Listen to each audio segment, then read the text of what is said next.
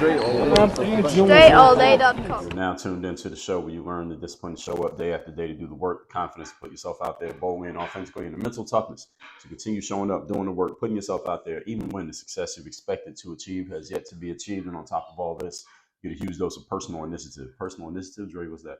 That is the go-getter energy that moves anybody, including yourself, to go and make things happen instead of waiting for things to happen. And then what we do is we put all this together into a series of frameworks, approaches, insights, strategies, and techniques all underneath the umbrella of one unifying philosophy that is called work on your game.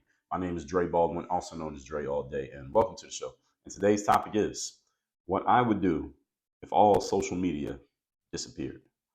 Now, we're going to get into this in a minute, but before we do, let me remind everybody, I send out a text every day, guaranteed that you focus sharp and on point. Once we have that activated and working properly again, it will be going out every day, as I just told you. And weekly, we send out one called the Monday Motivation. We got daily ones called the Daily Motivation, Monday called the Monday Motivation. They do the same thing, just come out at different frequencies. Once we get that working again, I will be sending these messages out again. So if you have not yet texted me, do it anyway. And if you have already texted me and you're in my text community, you're wondering, Dre, what the hell happened to those messages? I just told you, we got some technical difficulties going on, but those will be fixed soon. And once they are, those messages will be going out again. So text me now so that it's already taken care of on your behalf at 305-384-6894. And once that is working again, you'll be receiving it. Secondly, work on your game university. That is the place where I do all my coaching. You would like to be coached by me directly. We have a 4-part framework based around mindset, strategy, systems, and accountability, where we help professionals perform at their highest level, do so consistently, and make more money in your business. So if I just said something that catches your ear or eye, go to workonyourgameuniversity.com. That's the only place where you can work with me directly. And I'm looking for people who want to be in the top 2% of what they're doing, or you're already there and you want to go higher. I'm looking for ambitious people, people who want to move up, people who are not okay with just being in the place that you're at. You want to improve in some aspect of your life, your business, your career, maybe a combination of all of those. Go to workonyourgameuniversity.com. Now let's get into the topic today, which is what I would do if all social media disappeared. So all of you should be listening to this as a primer or a tutorial, let's say, that you should keep in mind for yourself. Even though I'm going to use myself as the canvas here, I'm really making this for you, because if I just wanted to talk about myself to myself, then I wouldn't be putting it out to the world. I'd just say it to myself. So this topic is extremely important for all of you entrepreneurs, especially those of you who are using social media heavily, because 99% of the entrepreneurs who I speak to today, or at least in the thought leadership space, let me put it that way, it's not 99% of all of them total, because I talk to a lot of entrepreneurs who are not doing a whole lot of social media stuff. They may have social media, but that's not where they do most of their business. I would say about half of the entrepreneurs I work with are doing things that are not social media driven. So those are brick and mortars, people who have more traditional businesses. Let's say their businesses are not things that you could have. They're things that they could have started their businesses, let's say 25 or 30 years ago, and it would have worked the same way then that it works now, as opposed to people like myself who are doing businesses that type of business that I do now could not have existed in its current form 25 or 30 years ago, because the tools that we use to do this did not exist. There was no such thing as being a person who's a coach who just finds people online through social media, and then we get on Zoom calls and people pay you for that. That didn't exist 30 years ago, because those platforms that I just mentioned did not exist. We weren't even using that language. But I would say about half the people I work with as far as entrepreneurs are in that space, this new media space, and half of them are not. So when I say 99%, I mean 99% of the half who are in this new media space. They are, when they're thinking about building or expanding or starting their businesses, because it's a relatively easy way to start a business. You can start a business with no money whatsoever if you get into the new media space, i.e. YouTubing, podcasting, coaching, consulting, selling courses, the speaking business, etc. Costs you no money. You don't have to know anybody. You can be in business and actually turn a profit within 24 hours in this new media space. So when I talk to these people, when they're thinking about building their businesses, the first thing they think about is, how could or would or should I utilize social media to identify, attract, connect with, and hopefully convert viewers or readers into buyers? Not a bad idea. All right, this is not a bad idea. And I personally do this to this day. This is something that I do every day. And there are millions of people using social media every day. I mean, as far as the people who would be your browsers and the buyers. So logically, this is let's say it's not necessarily a bad idea. That's what I would say. However, even though it's not a bad idea, there is one challenge to using social media for your business. I outlined and detailed this in episode number 1690, where I described the secrets that social media does not want you to know about how their business actually works. So if you have not listened to episode 1690, you need to listen to episode 1690 so that you are not in the dark as to how their business actually works, because how their business works and how your business works are not the same thing. In other words, what social media wants you to do and what you need to do for your business are not the same. And if you don't understand that, then you are being used by social media rather than using social media. So social media controls your access. This is the part you need to understand. And listen to episode 1690 for the full context of this, but I'm going to give you the short version. Social media controls all of your access to all of the people on social media. That's 100% the truth. If you have 1 million followers on Instagram, the only way you can access those 1 million followers is by logging on to Instagram, which means Instagram controls your access to those 1 million people. Which means they're not actually yours. If someone controls your access to something, it's not yours. Everyone understand that? If someone controls your access to a thing that you think is quote unquote yours, is not yours because they control your access, which means if they decide you can't access them, then you can't access them anymore, then they're not yours. If Instagram decides, okay, you and your 1 million followers know what, your account is locked. You can't access your account for 7 days. You're in Instagram jail. I don't know if Instagram even has that, but let's say that they did. Now, for 7 days, you can't access any of those 1 million people. Okay, are they really yours? See, if something's yours, you have full control over it. You can do whatever you want. You have whatever power you want to do, say, however, whenever, wherever you want. If someone else can control your access to something that you are calling yours, then is it really yours? The answer is no, it is not. That's how it works. And you can apply that rubric to any aspect of your life where you're calling something yours. Ask yourself, is there someone or something, some entity that could block my access to this thing if it wanted to under certain conditions? If the answer is yes, then that's not yours. You don't own it. You don't have full control over it because you can't do what you want. And when you really boil this down, if you really want to get granular on this, folks, what many of you will come to realize is that you don't really own anything. A lot of things that you think you own ain't really yours because you don't have as much control over it as you think you do given certain circumstances. The most important things you control are all up in your head, right? The way that you think, your mindset, the things that you have. And this is the reason why you may have heard people say something like you may have heard people say something along the lines of, and if you listen to this show, you heard me say it, and when it comes to mindset and the way that you think, who you become as a person in the process of achieving your goals is the most important asset you own, because if all those assets were to go away, you can go get them all back times 10 because of the person you've become in the process of becoming it.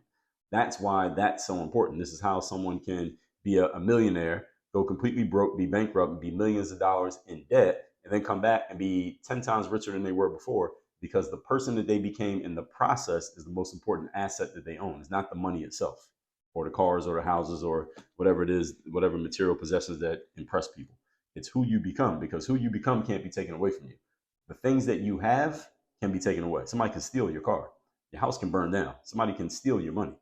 Nobody can steal what's in your head. And that's why who you become is so important. This is why mindset is the foundation of what we do here at Work on Your Game on all levels. Even when I was talking to basketball players, mindset was the foundation.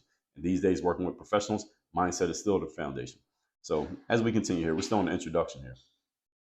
If any social media platform decides to block you from accessing the platform, then you lose access to your quote unquote your entire audience.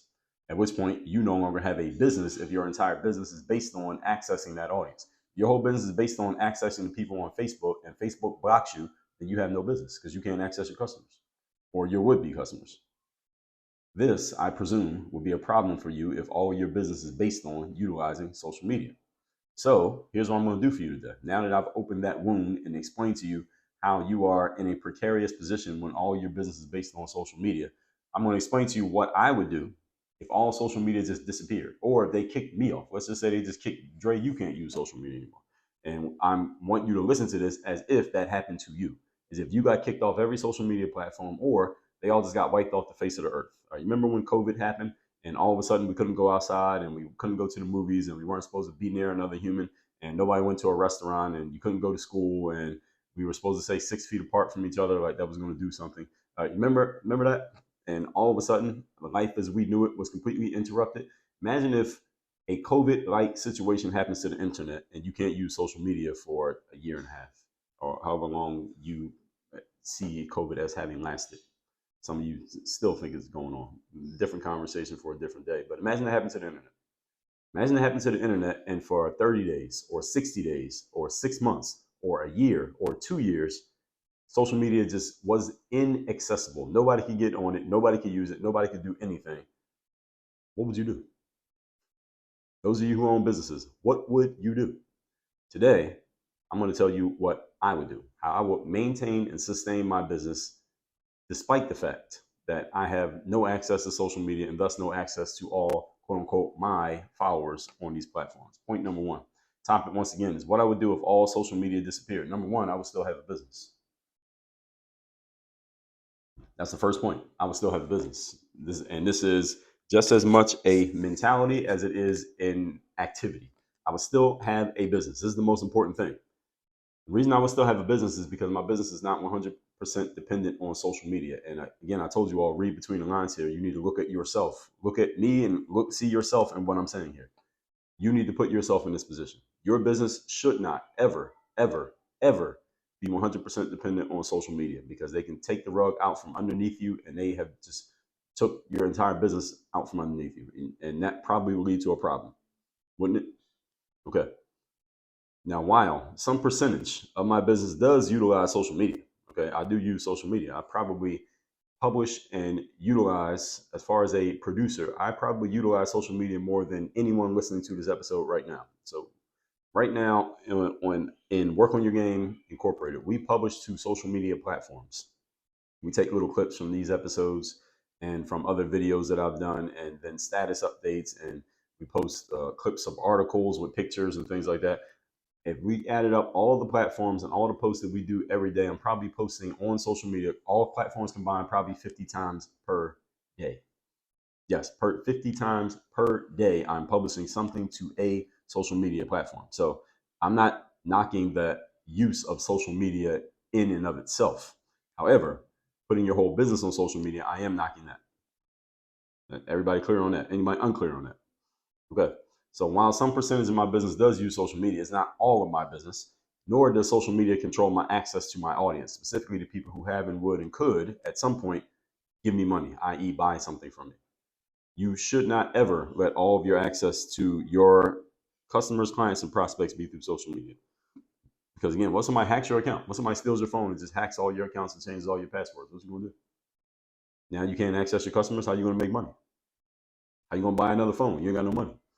Somebody stole your phone and you can't sell anything. Right, so these things you got to keep in mind, folks. The easiest way you can do this is having a list. A list is simply contact information of people who have already know about you and they are giving you permission to contact them. Phone number, email address, physical address. All of those are ways that you can contact people without social media. Notice that? I can send you a letter to your house. I mean, I could. I mean, it's not as popular these days as it used to be, but it still happens. Any of you see junk mail in your mailboxes? All right, there is still business happening through physical mail. Any of you get text messages from numbers that you don't know, somebody marketing something to you? Of course you do. Any of you ever gotten an email from someone selling something? Of course you have. You got emails from me selling stuff. All right, but none of those require social media. That's the point. So this is why you need to have a list. And we're going to talk more about that in the second point. The thing I want you to get from this first point is that your access to your audience, whether they be browsers or buyers, your audience doesn't have to be just people who are giving you money. An audience can just be someone who never heard of you 5 minutes ago, but now they heard of you because they saw your post. Your post came up on the feed. Okay. Your access to your audience should never be 100% through social media because, as I just told you, I've said it 4 times already, they can shut you down just as easily as they opened you up. There's a reason why social media is quote unquote free. It's not free because there are hooks in social media. The hook is they control everything that you got. They have you by the balls, as we said. And if they decide to squeeze, there ain't a damn thing you can do about it.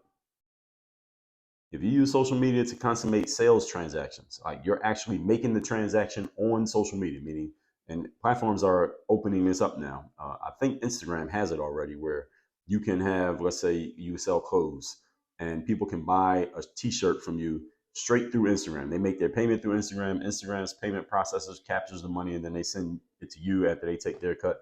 they're allowing this. I'm pretty sure TikTok either does it or they're close to doing it. YouTube does it or is close to doing it. X, formerly known as Twitter, they're on their way. Facebook will be on their way to doing it. All the platforms are going to be doing this. And I'm bringing that up to say this. If you do sales transactions through social media applications, like you're letting them process the transaction, you better figure out how to take those same sales conversations and transactions off of the social media apps. Yes, take them off and do those same transactions without needing a social media platform. That is a direct order that I'm giving you. Do not do all your sales transactions through an Instagram or a TikTok or a YouTube or a Facebook. I don't care which one it is. Do not do your sales transactions through them. Why? Because they have access. They control your access. Is one thing to control access to the people. It's another thing they're controlling access to your money. That's something you shouldn't be playing around with, entrepreneur. All right, that's not something to play around. You need direct. You want to get as direct as possible when it comes to people giving you money. And you don't want any platform in between you and your money. Doesn't mean you won't use a merchant processor. Most of us do. You have to be doing really, really large amounts of money. We're talking billions of dollars a month in order to basically be your own processor. So most of us are not at that level. We use merchant processors, but don't use a social media app to also, in addition to that, because they use merchant processors as well. So don't fall into that trap, folks. You need to be able to collect money without logging into a social media platform. All right, that one's kind of crazy. And here's the reason why people do it. The reason why people do their transactions through an Instagram or TikTok or a X or YouTube is because they make it easy. And this is the trap of social media. They make it so easy that people don't want to do the extra work to not use the social media apps because it's much easier to use the social media apps. Understand something, folks. Things that come easy go easy. The reason this is so easy is because they're hooking you. They're hooking you in, make everything so easy and so simple that you think that's all you need is just them until it comes a day when you need something else. And because you have not sharpened your claws, so to speak, to get it any other way, now you are a slave to the social media platform. You understand how that works? They hook you in by making it seem like everything you need in life is through them until the day that you need something outside of them. And because you have not conditioned yourself to get anything other than through them, now you're stuck there. Now you're a slave to them. Now they own you on a platform that you thought was free. That's what's going to happen. Oh, that's happening already, but it's going to get worse. Y'all think y'all have seen it all when it comes to social media. Y'all have not seen it all. It's coming. And this clip is going to make it its way to all the social media apps. It's going to get suppressed. So hopefully y'all listen to this on the audio platforms. If we put this clip out on social media, they're not going to let this one get too much attention. But it's coming. And this is why I just said, you got to have a way to access your audience outside of just social media. This is why I have this show. It comes out on audio platforms that are not social media because there are certain things I need to say that they don't want me to say, but they need to be said. Everybody understand where I'm coming from here? Because if anything happens to your connection to a platform and you're collecting money there, then you have no way of making money. This one is a 5-alarm emergency. Any of you entrepreneurs collecting your money through those apps, stop doing that. This one is a direct order. I'm not suggesting, I'm not just throwing it out there. I am giving you a direct order. Do not collect your money through these apps. I don't care how easy they make it. Point number 2. If someone, and one more thing, if someone actually really wants to give you money, they will go where you tell them to go to give you the money. All right, they will get off Instagram, get them a link, they go to right over to that link and they can give you the money. They can Cash App you, Apple Pay, Venmo. All right, those are better than you taking the money through a social media app. All right, even if you got to do that. All right, but take that one very, very seriously. Point number 2. Today's topic, once again, is what I would do if all social media disappeared, or at least my social media. Number 2, I'll be glad that I have built a list. What is a list? I touched on this already in the first point. A list is contact information of people who have given you permission to market to them, and they have given you their contact information in order to do so. Contact information: phone number, email address, physical address. Those are 3 ways you can contact a person without using social media. Notice I didn't even say name. I mean, you can know somebody's name but still not know how to reach them. I can name somebody who I went to school with 20 years ago, but I don't know how to reach them because I don't have that contact information. Contact information is a phone number, because everybody has a phone, an email address, most people have email, and a physical address, because most people have somewhere physically that they can be reached. That's a list. A list is the number of people you have for whom you have that one of those pieces of information. So if you got 10 people's physical address, you have a list of 10 people. You got 100 people's phone numbers, you got a list of 100 people. If you have 5 million people's email address, you got a list of 5 million people. So when you hear somebody say, how big is your list? That's what we're referring to. How many people's contact information do you have who have given you permission to contact them? And you can also borrow and rent other people's lists as well. So any of you ever got a message from one company and you know you never gave them your information, is because they rented a list from someone else who did have your information, and that's how the other company got your information. So for example, if I sold high-end jewelry, I might call the Porsche dealership and say, hey, Porsche, I know you have 15,000 customers on your list. How about I pay you $10,000 and you give me access to your list, and I'm going to send a physical mailing to everybody on your list, Porsche, and try to sell them some of my jewelry. And that's how you end up getting the physical letter from me, the jewelry store, even though you only gave your information to Porsche car dealership. So that happens in business as well. A lot of people start their businesses by simply going and getting access to a list. They send their stuff to that list and people buy stuff and they get into business. Boom, just like that. So any of you goes out of business or social media goes away or COVID happens to the internet, there's a way that you can start your business. I mean, I gave you it's a very simple concept, but that's exactly what people do to start businesses, even to this very day. Again, check your physical mailbox. Notice that quote unquote junk mail. People are making money off that stuff. That's the reason why it's never gone away, despite the fact that many of you, especially you millennials, think that everything happens on the internet and anything happening offline is old and outdated. No, it isn't. There's actually people making more money offline than a bunch of people who are making a bunch of what people are making online. So don't be fooled. Anyway, the whole point is, if you're doing business online, you've heard people like me talk about building a list. I just explained to you what the concept is and how it works. And a list just means contact information of people who are, and is giving you implicit permission to reach out to them and share your marketing messages. When you meet somebody in person and you say, all right, what's your phone number? Or they give you their email, they give you they tell you physically where to find them. What are they doing? They're giving you implicit permission to contact them, right? You go to a conference and you meet somebody, they give you their business card.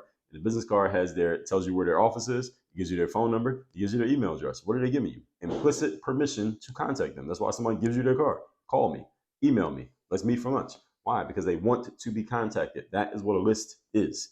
You want to have a list of people who are or could be interested in whatever it is that you are or would be selling. So again, phone number, physical address, email address makes a list. If you have, and again, you don't need all three, you need just one. If you have those, that's a list item. So 30 of them, 10 of them, 50 of them, whatever. So if I have a list of 30 people, right? I have the contact information of 30 of you. That does not require me to log into Instagram or TikTok in order to reach you, because all I have to do is email you or send a physical letter to your house or call you. I can call or text your phone. I can send you an email. Again, physically send you a package. None of these require social media access. So even if I was not on social media, I can still communicate with you. And you need to have a list when you own a business. It's the most important aspect of your business. And it is even deeper than just the list itself, is the relationship that you have with the list. In other words, when you send an email, do people actually open it and read it?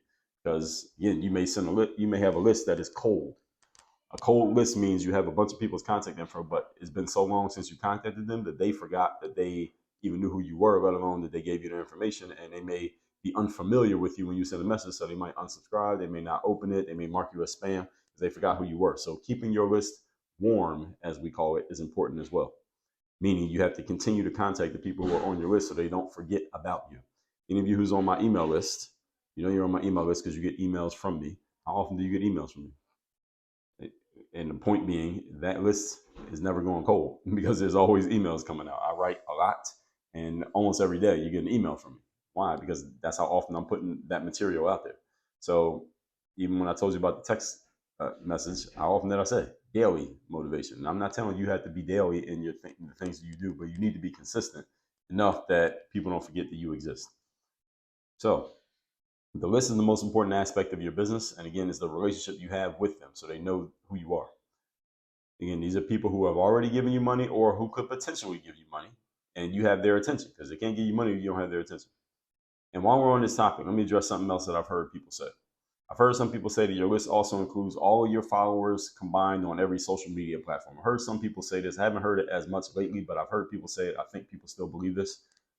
So if you have 100,000 followers on Instagram and you got 30,000 on YouTube, that's 130, and you got 10,000 on TikTok, that's 140, and you got 50,000 on Facebook, that equals 190, and all of those are part of your followers, that means you have 190,000 followers, because you just add up all your social media followers all together. That's part of your list as well. Bullshit. No, it's not. I'm stating that unequivocally. Your social media follower count is not part of your list. No, it is not. Your list are people who are giving you their direct contact info, meaning you don't need social media to reach them. Phone number, email address, physical address.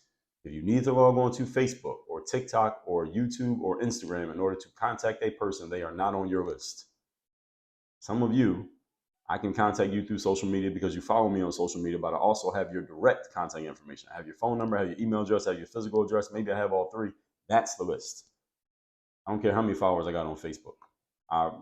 It's much more important to me to have people on my actual list who I can contact directly without Facebook. Okay, everybody following where I'm at here. Point number 3. Today's topic, once again, is what I would do if social media disappeared. Number 3, leverage the Dream 100 even more. I explained the Dream 100 in a 3-part series that started in episode number 2484. So if you didn't listen to that, you can go listen to it. And you can find every episode in the history of this show by going to workonyourgamepodcast.com or by going to dreallday.com/blog. And you can see every article and every episode are all listed there as well. And make sure you put the www.dreallday.com/blog. And there you can see every episode. So episode 2484, I did a 3-part series on the Dream 100. In short, Dream 100 is about your process and strategy for collaborating with other businesses who have access to the people with whom you would like to influence, persuade, and hopefully do business. Dream 100 are people who also have businesses, and they have audiences of people, and some of the people in their audience could possibly buy your thing too. Understand something about us as consumers. We don't only buy one product, and we don't only buy from one place. Would you agree?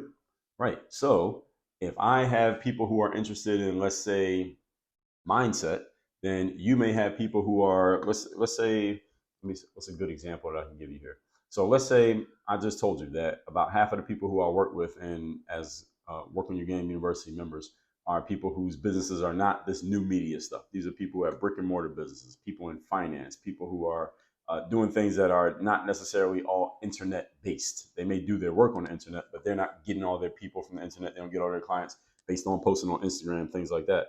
And let's say I have some people who have brick and mortar businesses, which I do.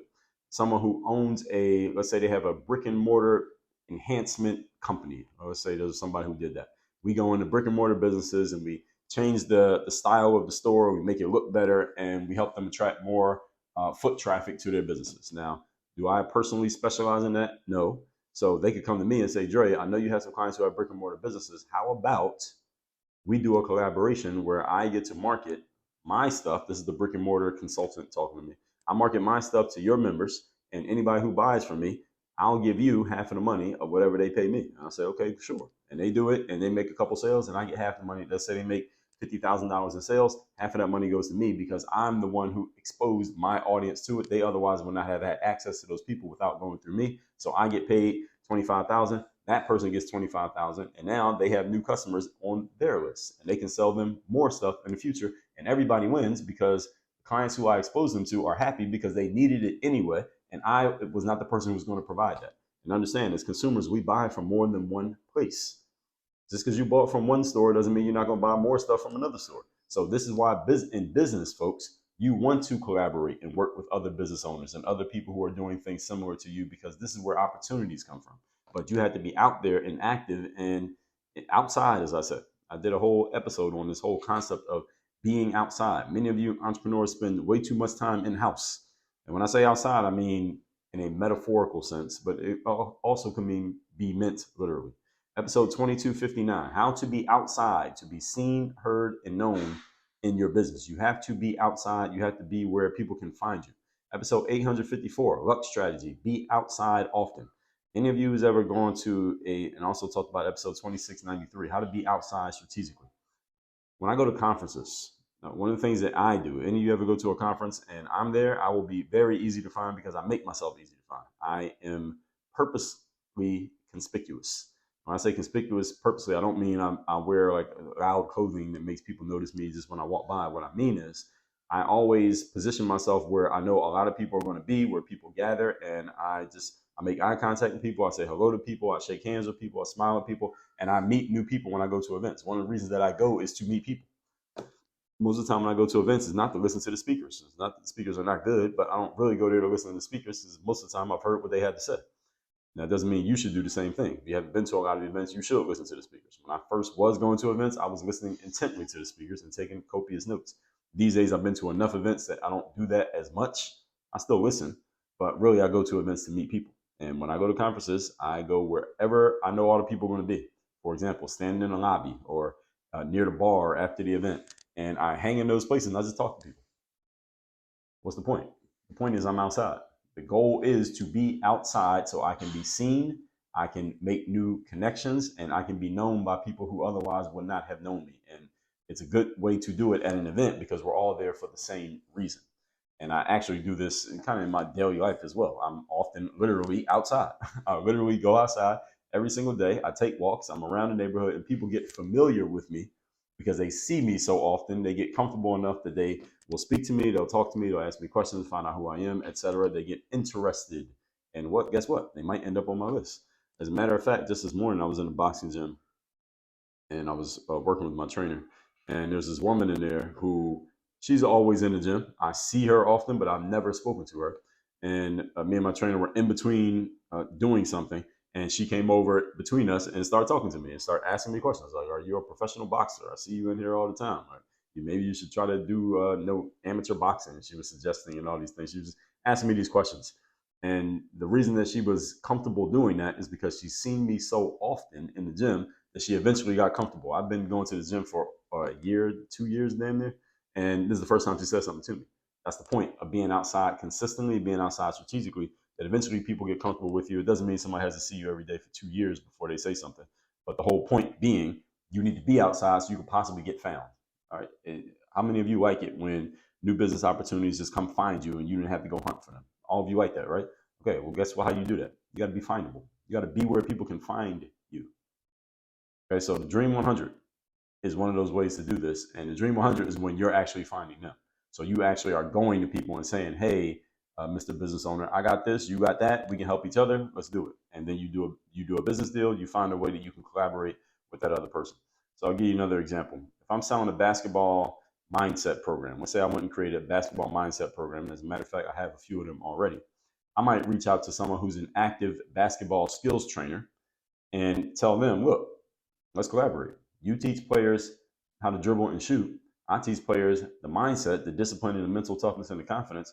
Why don't you offer my product to your audience, and I'll give you half the money that we make off the sales." It doesn't have to be half. I'm just throwing that number out there. So I can give them 80%. I can give them 20%. I can give them 10%, whatever. And we do a deal. They make money, I make money, and their audience gets what they need because the audience needs that mindset piece to go with this skill piece.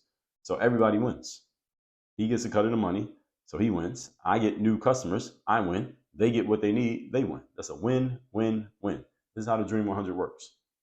So I'm helping his clients get something that they would need to go along with what they're getting from him. So we're complementing each other, not competing against each other.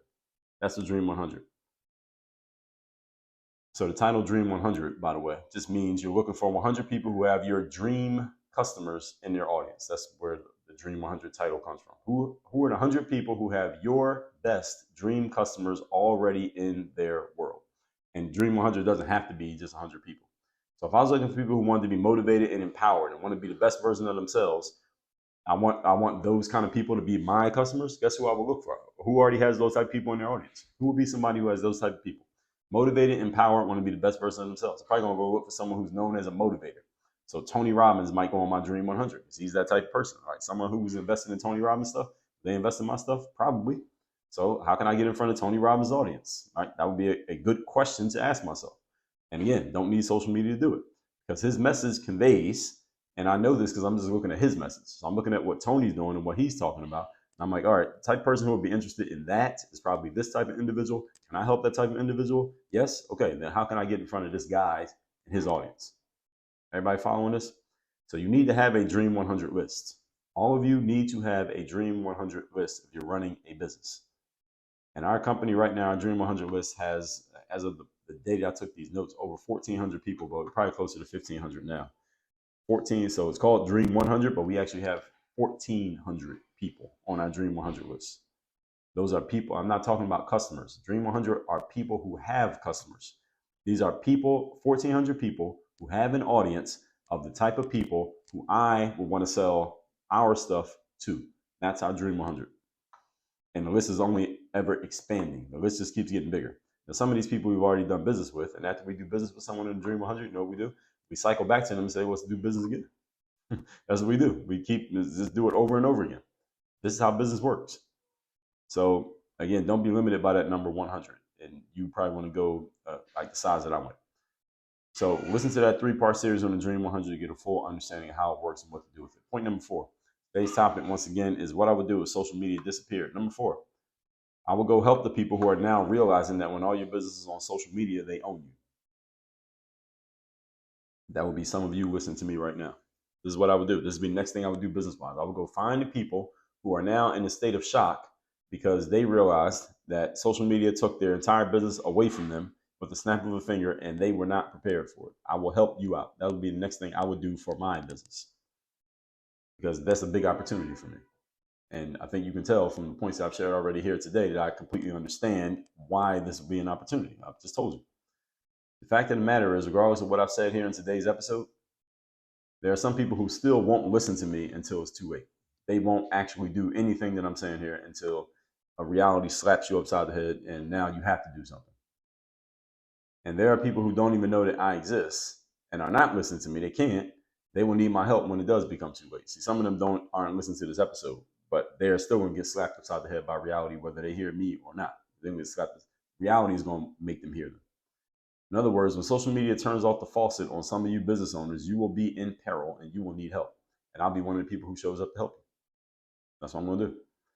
So I would start helping entrepreneurs whose entire businesses were built on social media, and now you need to figure out what the hell to do before they drown in the nothingness of no longer having access to their own customers and their own audiences. Now I will help them do the very things that I just told you to do. That's what I'll do. I would create a business doing the exact things that I just told you. Everything I told you in this episode, I would build a business just off of this 35 minutes.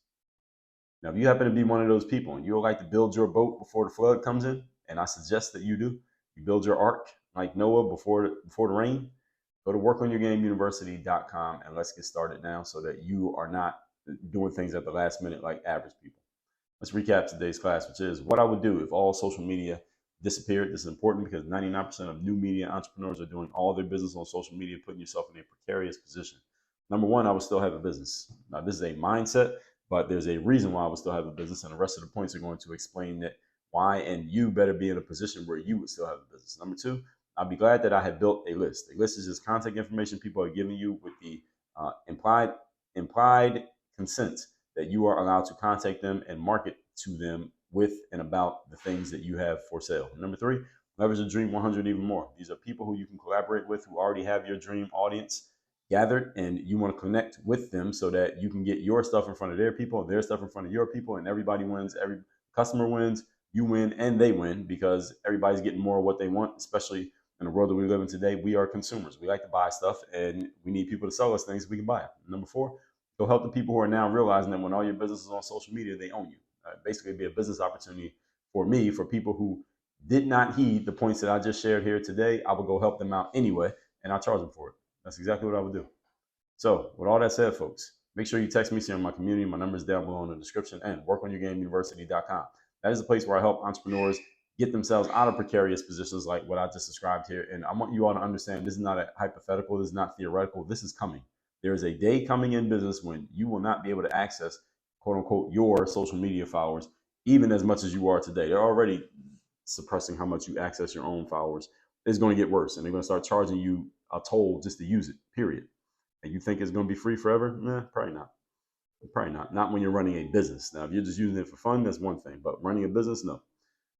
So you come to Work on Your Game University so we can get your business intact the way that it's supposed to be and untether you from social media so that you can run a business whether you're on social media or not. How would you like that? All that said, workonyourgameuniversity.com, folks. Workonyourgameuniversity.com. Work on your game. Dre, all